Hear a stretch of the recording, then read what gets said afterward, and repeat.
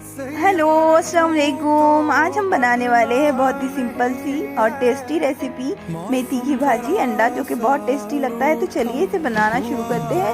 कढ़ाई में सबसे पहले हम तेल डाल लेंगे, फिर कुछ हरी मिर्ची को कट करके रखा था वो डाल लेंगे। इसे अच्छे से फ्राई कर लेंगे और उसके बाद इसमें हम मेथी की भाजी को डाल लेंगे और इसमें हम थोड़ा सा नमक भी डाल लेंगे और नमक डालकर इसे अच्छे से पका लेंगे, इसका पानी पूरा सूखने तक। देखिए पानी अच्छे से सूख गया है। अब इसमें हम 3 अंडे डाल लेते हैं। 3 अंडे डालकर इसे अच्छे से मिक्स कर लेंगे, अच्छे से पका लेंगे और 5 मिनट पकाने के बाद हमारी ये मेथी की भाजी अंडा बनकर तैयार हो जाएगी।